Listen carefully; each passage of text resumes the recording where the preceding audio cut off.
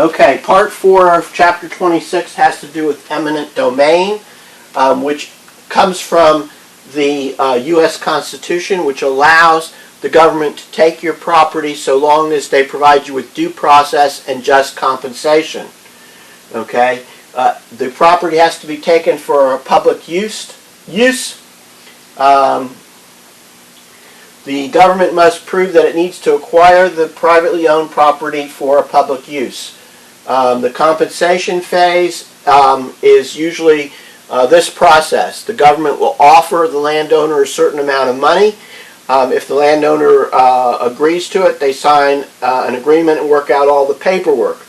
If they don't agree to it, they can go to court and challenge it, and then it's up to the court to determine the value of the property taken and to require the government to pay that to the landowner. Understand that this is not just the value of the property, but can also be the loss of the use of the property. So for example, let's say that you own a McDonald's and the government is taking part of your property to expand the road in front of your McDonald's, and they're going to have that road closed for a month while they're doing that. Well, you get compensation for your land that's taken, but also because of loss of business for a month, you can get compensated for that. Okay. It can only be taken for public use, and that's an interesting issue. There was a Supreme Court case within the last 10, 15 years, I believe, that was very controversial.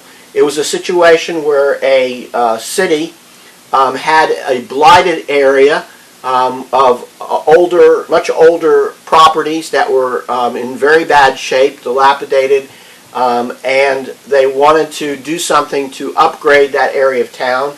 A private developer came along who wanted to buy the entire area of that town and basically redo it into homes, multifamily, shopping, etc. So the government condemned the property under the eminent domain power. Some property owners challenged that, saying that it wasn't for public use. It was for that private developer. But the Supreme Court ruled that the benefit was for the public in getting rid of the blighted area, and that was okay. A lot of people were concerned that that would open up the powers of government to basically take private property and claim it's for public benefit in a broad kind of way. I don't think that's happened yet, but at any rate, that was that Supreme Court case.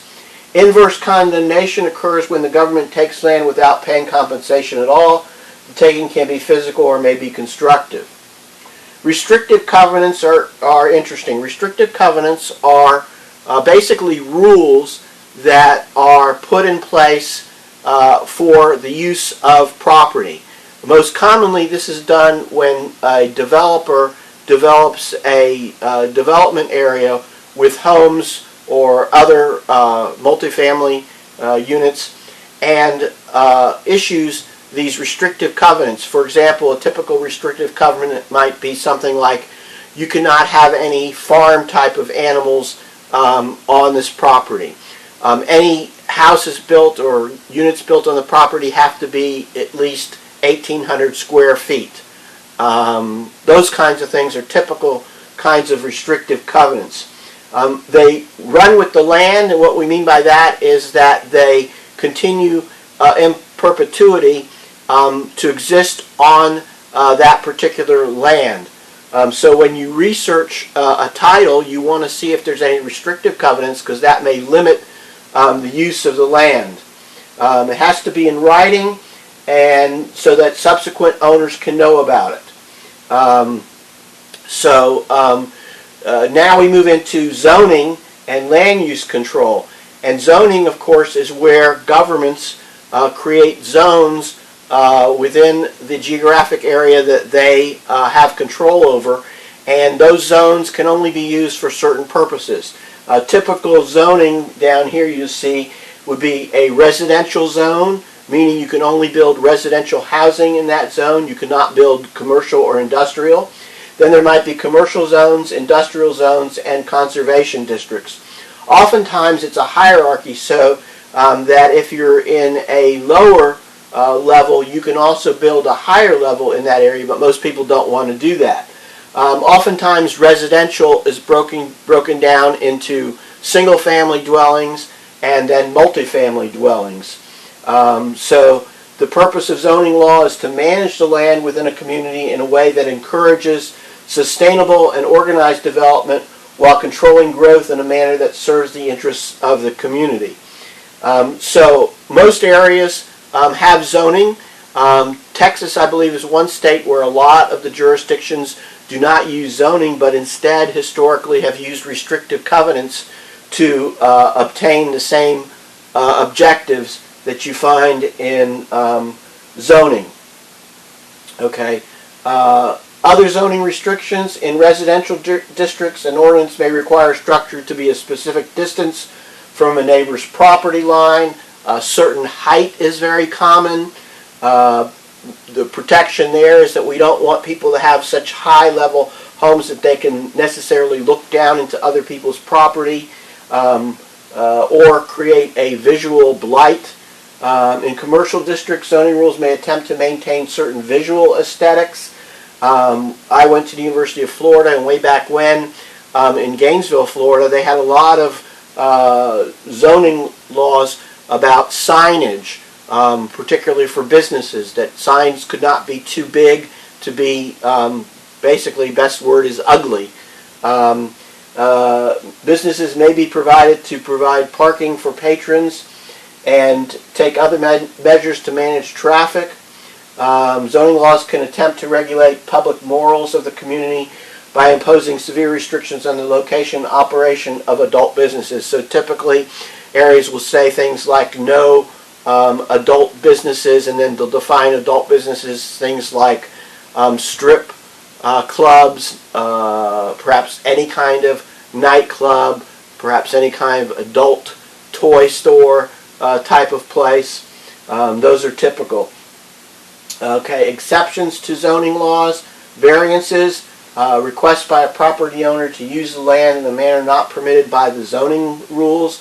The property owner goes before the zoning board, which is a government body, and it has to show that it's necessary for reasonable development and is the least intrusive solution to the problem and will not alter the essential character of the neighborhood.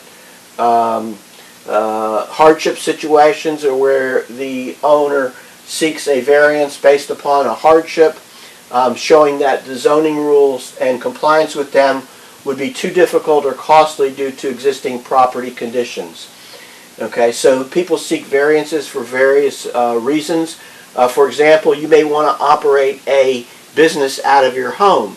Well, you're not going to be allowed to operate probably a retail kind of establishment where lots of people are coming and going because that disturbs the neighborhood and adds to traffic. But suppose you want to operate, for example, a massage place, so that only one customer at a time is coming to your house. You can apply for a variance for that. Your neighbors have to be notified. They have a right to object. And if you meet the conditions, the government may give you a variance to use part of your house for that business purpose. An interesting attempt to obtain a zoning variance occurred in Athens when I lived in Athens. This man owned this large acreage of farm property. Next to him had been farm property, but somebody had bought it and gotten a zoning variance and built single-family homes there. Of course, the property was worth a lot more as single-family homes than it was as farming. So he sought to have his zoning changed for single families so that he could sell it to a developer who's going to put single-family homes on there. The adjoining property owners who had bought the homes objected at the public hearing for the variance, and the zoning board turned it down. The man was very angry because he was going to lose a lot of money that he could have made by selling his property.